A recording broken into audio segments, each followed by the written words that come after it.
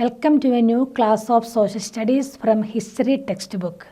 Chapter 9 Traders, Kings and Pilgrims. Traders, Kings and Pilgrims. The name of the chapter is Traders, Kings and Pilgrims. Trader. A person who buys and sells goods is known as trader. A person who buys and sells goods is known as trader. So traders means people who bought things where they were made and sold them elsewhere. People who bought things where they made and sold them elsewhere. They are known as traders. Then kings. Male ruler of an independent state is known as king. Male ruler of an independent state is known as king. Male ruler of an independent state is known as king. Then what is meant by pilgrim? Pilgrim means one who makes a journey to holy place. One who makes a journey to holy place or sacred place is known as pilgrim. So traders, kings and pilgrims. Firstly, we are going to learn about how to find out about trade and traders. How to find out about trade and traders, or what kind of evidences do historians use to find out about trade and trade routes? What kind of evidence do historians use to find out about trade and traders? There are different evidences are there. Which are they? First one, archaeologists have collected information about the northern black polished ware. So archaeologists have collected information about the northern black polished ware. Archaeologists. Who are archaeologists? Those who study the objects that were made and used in the past are called archaeologists. Those who study the objects that were made and used in the past are called archaeologists.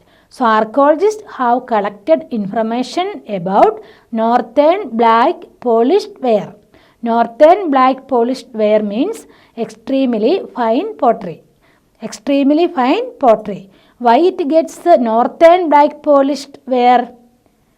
Northern black polished ware because it is generally found in the northern part of the subcontinent. It is generally found in the northern part of the subcontinent. And it is usually black in color. It is usually black in color and has a fine sheen. That's why it is known as northern black polished ware. So archaeologists have collected information about the northern black polished ware. Then secondly, they have provided information about bowls and plates which were found from several sites throughout the subcontinent. So archaeologists have provided information about bowls and plates which were found from different sites in the subcontinent.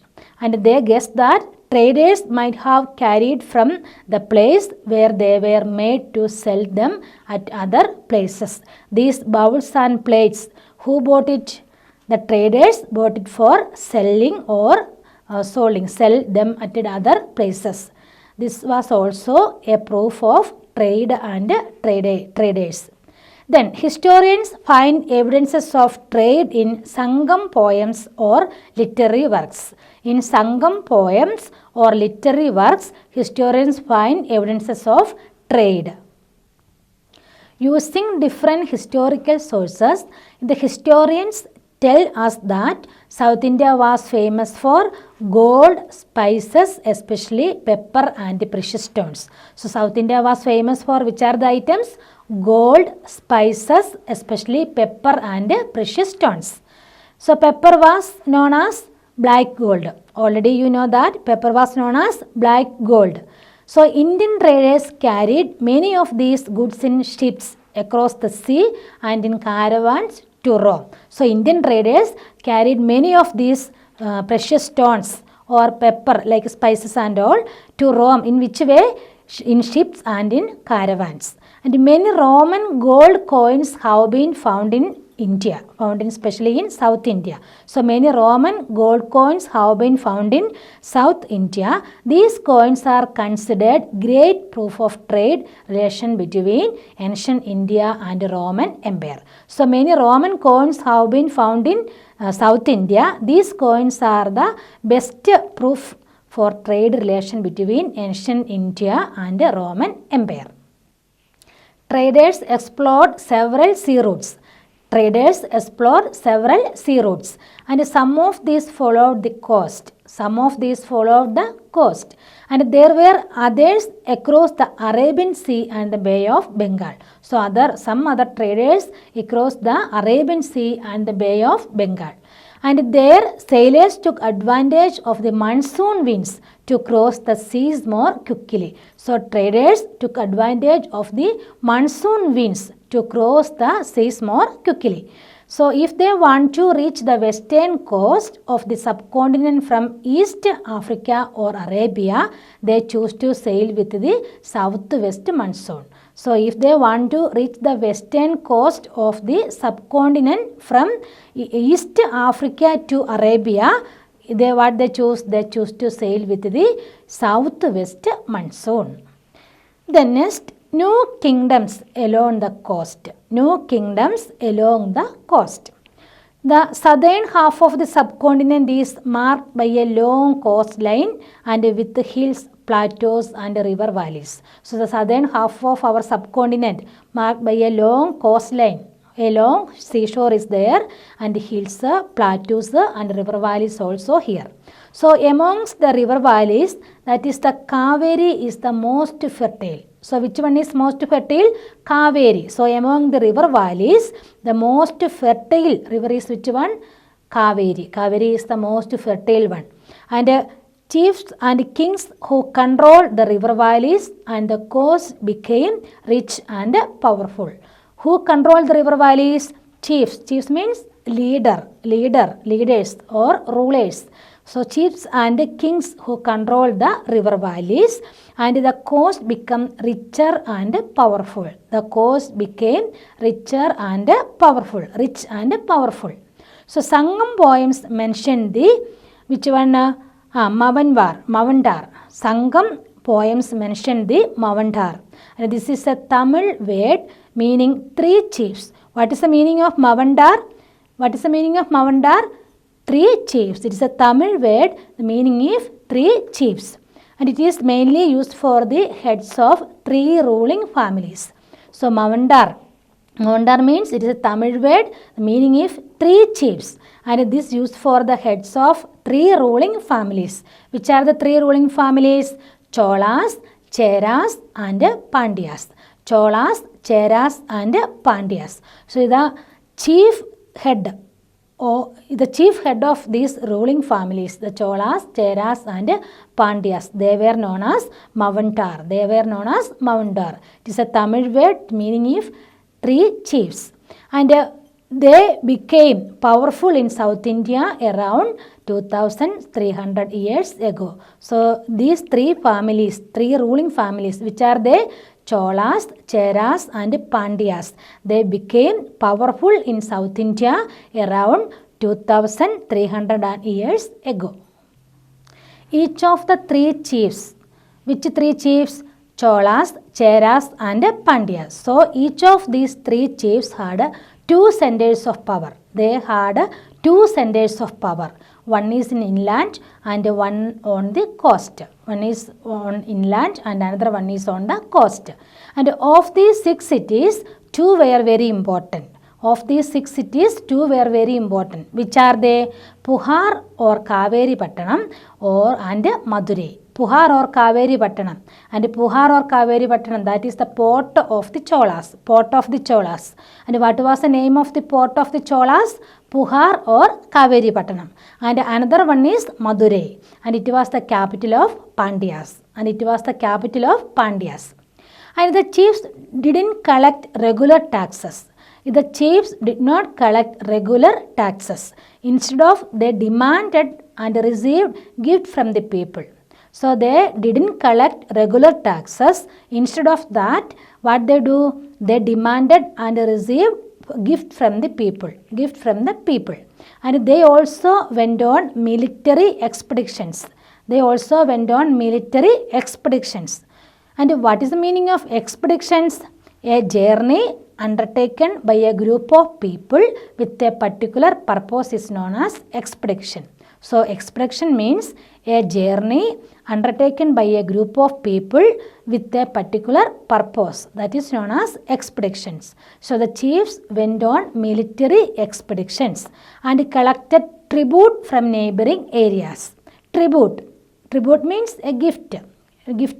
Periodically collected gift is known as tribute, and they collected tribute from neighboring areas. And they kept some of the wealth and distributed the rest among their supporters. And among this tribute, which are the items they collected? What they do? They kept some of the wealth themselves and distributed the rest among their supporters. Supporters like their family members, soldiers and poets. The family members, soldiers and poets. Then many poets whose compositions are found in the Sangam collection composed poems in praise of chiefs who often rewarded them with the precious stones, gold, horses, elephants, chariots and fine cloth. So the poets, what they do? They praise the chiefs, and instead of that they got rewarded. And which are the things they got as rewarded? Maybe stones, precious stones, gold, horses, elephants, chariots and fine cloth. Chariot means two-wheeled vehicle drawn by horses. Okay, chariot means two-wheeled vehicle drawn by horses. Then around 200 years later, a dynasty known as the Shatavahana's became powerful in Western India. So around 200 years later, a dynasty known as the Shatavahanas. What was the name of that dynasty? Shatavahanas. And it became powerful in Western India. So the most important ruler of the Shatavahanas was Gautamiputra Sri Shatakarni. Which one? Gautamiputra Sri Shatakarni. Gautamiputra Sri Shatakarni was the most important ruler of the Shatavahanas. And his mother name was which one? Gautami Balasri. Which one? Gautami Balasri. And he and other Shatavahana rulers were known as Lords of the Dakshinapada. And he, Gautamiputra Sri Shatakarni, and other Shatavahana rulers were known as Lords of the Dakshinapada. Lords of the Dakshinapada. And literally the route leading to the south, which was also used as the name for the entire southern region. And he sent his army to the eastern, western and southern coast. So he sent the Shatavahana ruler sent his army to the eastern, western and southern coast. Next we are going to learn the story of the Silk Route. The story of the Silk Route. Silk Route. What is meant by silk? A fine, soft thread produced in the cocoon by a silkworm. Cloth is made of this. It is known as silk. A fine, soft thread, and it is produced in the cocoon by a silkworm. So the rich, glossy colors of silk. Glossy means shiny and smooth. Glossy means shiny and smooth. So the shiny and smooth colors of silk as well as its smooth texture make it a highly valued fabric in the most societies. And the silk sarees are very famous in ancient times. Silk sarees, Chinese silk, it was very famous. So making silk is a complicated process. Making silk is a complicated process. So making silk is a complicated process.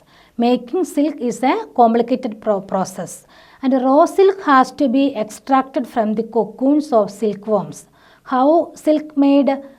Making silk, it was a complicated process. So raw silk has to be extracted from the cocoons of silkworms and spun. Spun means turn into thread and then woven into cloth. And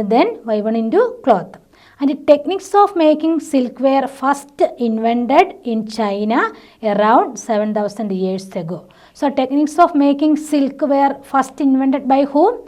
China. How many years ago? Around 7,000 years ago. So techniques of making silk were first invented by China around how many years ago? 7,000 years ago.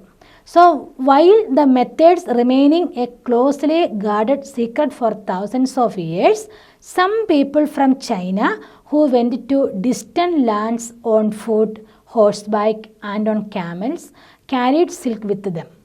So the path they followed came to be known as Silk Road. So what is meant by Silk Road? The path some people from China who carried with the silk they followed came to be known as Silk Road. So the techniques of making silk, it is very complicated, and the methods remaining a closely guarded secret for thousands of years, but some people from China who went to distant lands on foot, horseback or on camels carried silk with them, and the path they followed came to be known as Silk Road. So the path some people from China carried silk with them followed came to be known as Silk Road. Then sometimes Chinese rulers sent gift of silk to rulers in Iran and West Asia. Sometimes Chinese rulers sent gift of silk to whom? To the rulers in Iran and West Asia. And from there, the knowledge of silk spread further west. So from there, from the Iran or West Asia, the knowledge of silk spread further to west. So about 2000 years ago, wearing silk became the fashion among rulers and rich people in Rome. So about 2000 years ago, wearing silk became the fashion among rulers and rich people in Rome. And it was very expensive, it was very costly, and wearing silk dress, it was very expensive, very costly. And it was very expensive as it had to be bought all the way from China along dangerous routes, and silk should be brought through dangerous areas, dangerous roads, and through mountains and deserts, And the people living along the route often demanded payments for allowing traders to pass through. Sometimes people leaving these roads, dangerous roads, and what they demanded payments for allowing traders to pass through. Some kings tried to control large portions of the Silk Road. Some rulers tried to control large portions of the Silk Road. So what is meant by Silk Road? Some people from China who went to a distant place or carried silks, the path they followed came to be known as Silk Road. So some people from China who went to distant lands carried with silk, the path they followed came to be known as Silk Road. So some kings or some rulers tried to control large portions of the Silk Road. Why? Because they could benefit from taxes, tributes and gifts that they brought by traders traveling along the roads. So the kings tried to control large portions of the Silk Road because they could benefit from taxes, tributes and gifts from the traders. And in return, they often protect the traders from attack by robbers.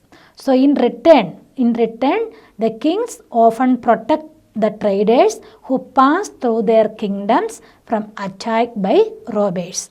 So some kings tried to control large portions of the Silk Road because they could benefit from traders in the form of taxes, gift or tributes. And in return, they often protect the traders who pass through their kingdoms from attacks by robbers. Then, the best known of the rulers who controlled the Silk Road were the Kushans. The best known of the rulers who controlled the Silk Road were who? Kushans, and who ruled over the Central Asia and Northwest India around 2000 years ago. So the well-known rulers who controlled the Silk Route were the Kushans, and they ruled over Central Asia and Northwest India around 2000 years ago. And there are two major cities of power, which were the two major cities of power of Kushans, Peshawar and Madura. Peshawar and Madura. So there are two major centers of power were Peshawar and Madura. And Taxila was also included in their kingdom. Taxila was also included in their kingdom. So the two major centers of power were which one? Peshawar and Madura. And Taxila was also included in their kingdom. So during their rule, during the Kushan rule, a branch of Silk Route extended from Central Asia down to the seaport at the mouth of the river Indus. So during Kushan rule, a branch of Silk Route extended from Central Asia down to the seaport at the mouth of the river Indus, and from where silk was shipped westwards to the Roman Empire. And who issued gold coin? The Kushans were amongst the earliest rulers of the subcontinent to issue gold coins. So the Kushans were among the earliest rulers of the subcontinent to issue gold coin. So these were used by the traders along the Silk Route. So these gold coins were used by the traders along the Silk Routes.